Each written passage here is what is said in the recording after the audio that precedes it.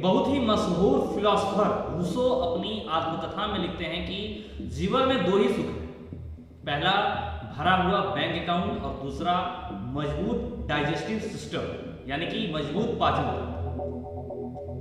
बड़े बड़े लेखकों दार्शनिकों ने भी मजबूत पाचन तंत्र के बारे में लिखा और विलियम शेक्सपियर और जॉर्ज बर्नार्ड शॉ से लेकर French philosopher Jean Jacques Rousseau तक के एक अच्छे डाइजेस्टिव सिस्टम को जीवन का बुनियाद सुख बताया है कि वही बुनियादी सुख है। इन सब बातों से ये समझा जा सकता है कि यह कितनी बेसिक यानी कितनी जरूरी चीज है। अगर खाया पिया ढंग से ना पचे और शरीर में ना लगे तो सारी सुख सुविधाएं उपलब्धियां बेमानी सी लगती है, यानी खोखली सी लगती है। आप खाते भूत हैं, आप ढंग से पचता नहीं है, आपके शरीर में नहीं लगता है, तो एक अधूरा सपन लगता है। सेहत को लेकर हम कितनी भी बातें पढ़ते हैं, सुनते हैं कि हरी सब्जियां खाओ, फल खाओ, ड्राई फ्रूट्स खाओ, विटामिन और सप्लीमेंट्स लो, फूड में न्यूट्रिएंट्स का ख्याल रखो। ये सारी बातें अपनी जगह सही और बेहद जरूरी है, लेकिन इन सब से जरूरी बात यह है कि हम जो कुछ खा रहे हैं, सेहतमंद भोजन से लेकर एक्स्ट्रा न्यूट्रिएंट्स तक, वो सब शरीर में लग रही है या नहीं। मतलब कि वो ठीक से पच रहा है और शरीर में एब्जॉर्ब हो रहा है या नहीं। और यह होने के लिए जरूरी है कि हमारा पाचन तंत्र बिल्कुल दुरुस्त हो। नमस्कार, मैं उमेश कुमार और आज की इस वीडियो में मैं आपको बताऊंगा कि किस प्रकार रोज सुबह पेट साफ होने से सारी बीमारियां खत्म हो जाती है और सारी बीमारियों की शुरुआत जो पेट से मानी जाती है। ऐसे में आप पाचन तंत्र को कैसे दुरुस्त रख सकते हैं, क्योंकि आपका पाचन तंत्र आपका दुरुस्त नहीं होगा तो आप कई सारी बीमारियों से धीरे धीरे घिर सकते हैं। आपका बढ़ते उम्र आपको बीमारियों से जकड़ता रहेगा। अब तो नेशनल लाइब्रेरी ऑफ मेडिसिन का आंकड़ा कहता है कि पूरी दुनिया में तकरीबन 15% लोग 15% लोग हैं जो वो इरिटेबल बाउल सिंड्रोम आईबीएस के शिकार हैं। आईबीएस होता क्या है? आईबीएस हमारे गट या पाचन तंत्र से जुड़ी एक समस्या है जिससे कई सारे लक्षण हो सकते हैं, जैसे कॉन्स्टिपेशन या कब्ज, डायरिया जिसे दस्त कहते हैं, गैस, ब्लोटिंग, ढंग से पेट साफ ना होना और कई सारे लक्षण जैसे कि पेट साफ होने के बाद भी भारीपन महसूस होना, पेट में हल्का दर्द होना, बिना कुछ खाए भी भूख महसूस ना होना। ये सारी इस बीमारी के आईबीएस के लक्षण हैं जो आमतौर पे लोग इग्नोर कर देते हैं, उसे अनदेखा कर देते हैं। हो सकता है आपके अंदर हो जो आने वाले समय में आपको प्रॉब्लम में डाल सकता है। अमेरिका के डॉक्टर मार्क हाइमन के मुताबिक ये सभी या इनमें से कोई भी आईबीएस का लक्षण हो सकता है। डायरिया से लेकर कब्ज और पेट दर्द तक की शिकायत कभी कभार किसी को भी हो सकती है, लेकिन इनमें से कोई भी लक्षण यदि लंबे समय तक बना रहता है तो वह आईबीएस का संकेत है। ऐसे में तुरंत डॉक्टरी सलाह और मदद की जरूरत है। आईबीएस के लक्षणों को आप इन ध्यान समझिए।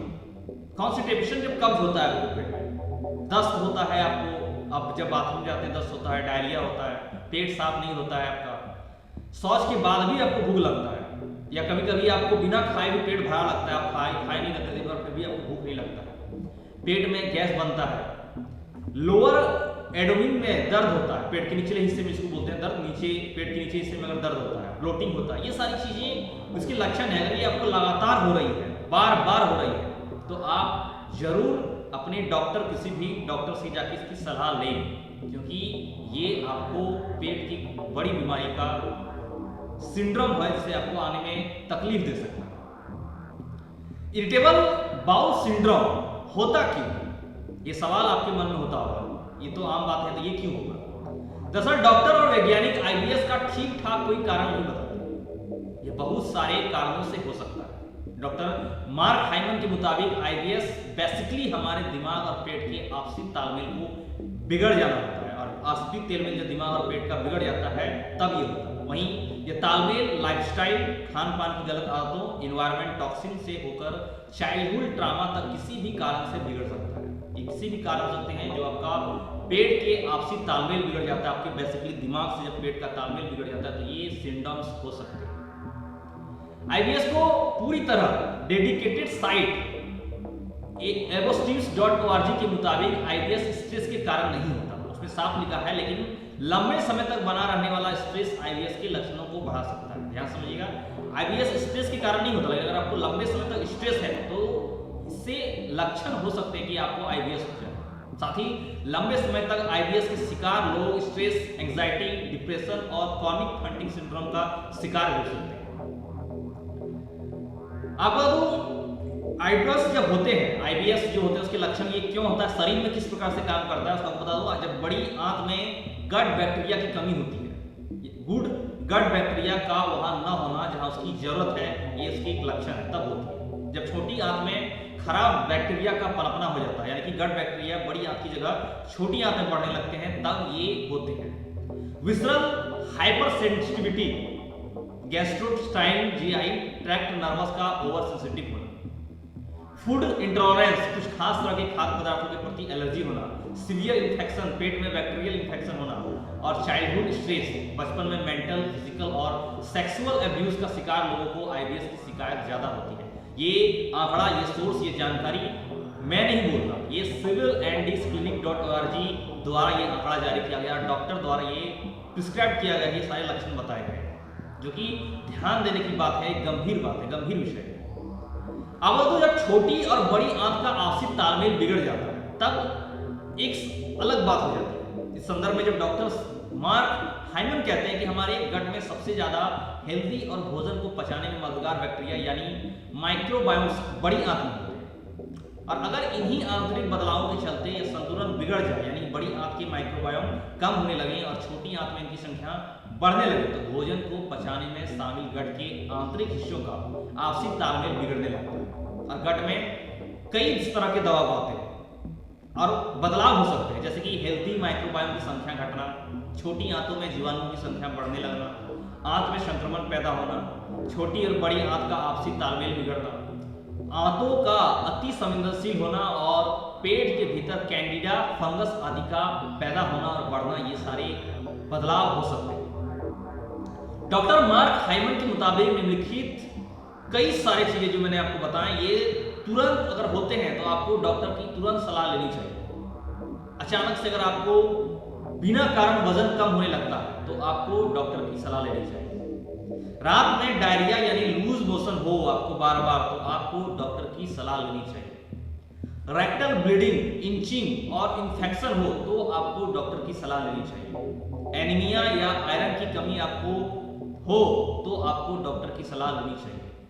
बिना किसी कारण के आपको उल्टियां हो रही हो तो आपको डॉक्टर की सलाह लेना चाहिए। पेट में लगातार दर्द हो, किसी खास मूड से, किसी खास भोजन से आपको गंभीर एलर्जी हो तो आपको डॉक्टर की सलाह लेनी चाहिए, क्योंकि जीवन शैली को सुधार करके आप आईबीएस का इलाज को मुमकिन कर सकते हैं। ये छोटे होते हैं क्योंकि इसके सिंड्रोम्स अचानक से पता नहीं चलते कि आप तुरंत आप यूजलेस हो जाएंगे, ऐसा कुछ नहीं होने वाला, लेकिन इसके प्रभाव आपको गंभीर बीमारियों का शिकार कर सकते हैं। डॉक्टर मार्क हाइमन की पूरी मेडिसिनल प्रैक्टिस का सार यही है कि 70% से ज्यादा बीमारियों का कारण हमारी लाइफस्टाइल है।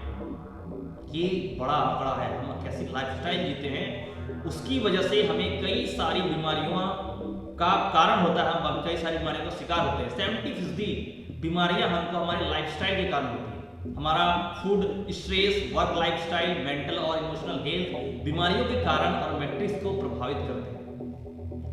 डॉक्टर हाइमन लिखते हैं कि अगर आईबीएस के लक्षण ज्यादा गंभीर हो जाएं तो तुरंत डॉक्टर के पास जाना चाहिए, लेकिन सामान्य स्थितियों में आप अगर normal day to day life में जी रहे हैं तो आईबीएस का कोई लक्षण ना होने पर भी अगर आप जीवन में 4 नियमों का पालन करें, 4 नियमों का पालन, महत्वपूर्ण 4 नियम माने तो उनकी गट हेल्थ बेहतर रहेगी। पहला, एंटीबायोटिक्स गट माइक्रोबायोम के दुश्मन होते हैं, तो आप एंटीबायोटिक्स लाइफ सेविंग ड्रग्स है, लेकिन इसके साइड इफेक्ट्स बहुत ज्यादा है, यानी कि एंटीबायोटिक्स गट माइक्रोबायोम को मारते हैं, इसलिए हर छोटी मोटी बीमारियों में एंटीबायोटिक्स नहीं लेनी चाहिए। जी हाँ, पहली महत्वपूर्ण बात कि आप हर छोटी मोटी बीमारी में एंटीबायोटिक्स नहीं लें, और अगर एंटीबायोटिक्स खानी पड़ रही है तो उसके साथ प्रोबायोटिक्स लेना जरूरी है ताकि गट के हेल्दी माइक्रोबायोम का संतुलन बना रहे। दूसरी बड़ी बात, आपके प्रोसेस्ड कार्ब और ट्रांस फैट से दूरी होनी चाहिए, जैसे कि प्रोसेस्ड कार्ब और ट्रांस फैट हमारे पाचन तंत्र के नकारात्मक असर डालते हैं। ये माइक्रोबायोम को खत्म करते हैं और डाइजेस्टिव सिस्टम के पूरे इंटरनल मैकेनिज्म में संतुलन पैदा करने का काम करते हैं, एक असंतुलन हो जाता है। इसलिए दूसरी महत्वपूर्ण बात ध्यान रखिएगा, हर तरह की junk food, processed carb, trans fat और पैकेज फूड से दूर रहना चाहिए। डॉक्टर हाइमन की माने तो इन चीजों की मामूली सी मात्रा का परिणाम भी खतरनाक होता है। तीसरी महत्वपूर्ण बात यह कि भोजन का 60% हिस्सा, 60% हिस्सा फाइबर हो, यानी कि ये मानव सभ्यता का अर्जित सबसे प्राचीनतम ज्ञान है कि हमारे भोजन का एक बड़ा हिस्सा फाइबर होना चाहिए, जो हमें फल, सलाद, ड्राई फ्रूट, सीड्स और फाइबर रिच फूड से मिलता है। तो आप तीसरी बड़ी बात कि अपने भोजन में आप इसको शामिल करें। हेल्थी बायोटिक्स है जरूरी, यानी कि आपको दही, छाछ, फॉर्मेंटेड सब्जियां, सिरका, अचार वगैरह प्रोबायोटिक्स फूड है, और ये प्रोबायोटिक्स बेसिकली गट माइक्रोबायोम का संतुलन बनाए रखने के लिए जरूरी है। ये सारी चीजें हमेशा से हमारे पारंपरिक भोजन का हिस्सा रही है और आने वाले समय में हम धीरे धीरे से छोड़ते जा रहे हैं। हेल्दी रहने के लिए हमें अलग से कुछ करने की जरूरत नहीं, सिर्फ प्रकृति और अपने पारंपरिक फूड और जीवन शैली की तरफ लौटने की जरूरत है, जिससे आप हेल्दी रहेंगे। मायने ये भी रखता है कि आप दिन में कितना पानी पीते हैं। शरीर का करीब 75% हिस्सा पानी है। हेल्दी डाइजेशन के लिए पानी का बैलेंस बना रहना चाहिए, इसलिए दिन भर में 4 से 5 लीटर पानी पीना बहुत जरूरी है। ये आपको मोस्ट ऑफ बीमारी से बचा के रखता है। शुगर गट्स माइक्रोबायोम का संतुलन बिगाड़ सकता है। ऐसे में आप डॉक्टर रॉबर्ट लेस्टिक अपनी किताब में इसके बारे में लिखे भी हैं। फेट चांस में वो लिखते हैं कि भोजन में आर्टिफिशियल शुगर या सुक्रोज की अधिकता हेल्दी गट बैक्टीरिया को खत्म करती है। वहीं नेशनल लाइब्रेरी ऑफ मेडिसिन की एक स्टडी के मुताबिक भी चीनी और आर्टिफिशियल स्वीटनर्स माइक्रोबायोम को मारते हैं। इसलिए चीनी से दूर रहना भी स्वस्थ रहने की बुनियादी शर्त है। आप चीनी से दूर रहें, क्योंकि स्टडी बताती है कि चीनी और आर्टिफिशियल स्वीटनर्स जो होते हैं, मिठाई जो होते हैं, वो माइक्रोबायोम्स को मारते हैं, जो हमारे लिए जरूरी होता है। और अंतिम ये बात ध्यान रखने की जरूरत है, मनुष्य का यह प्राचीनतम ज्ञान गांठ बांध लीजिए। ये सबसे गांठ बांधने वाली बात है, सबसे महत्वपूर्ण बात की रात सोने के लिए और दिन काम करने के लिए।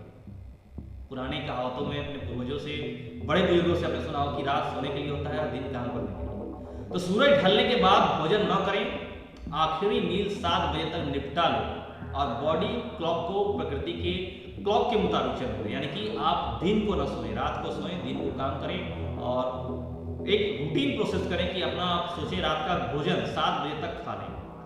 आज की हेल्थी की खास वीडियो में, स्वास्थ्य की खास वीडियो में फिलहाल इतना ही। आगे आपसे फिर मिलेंगे कुछ नई और अच्छी जानकारी। हमारे साथ अंत तक बने लिए धन्यवाद। तब तक आप स्वस्थ रहिए, तंदुरुस्त रहिए, मस्त रहिए और देखते रहिए। हमारे चैनल को सब्सक्राइब कीजिए। जय हिंद, जय भारत।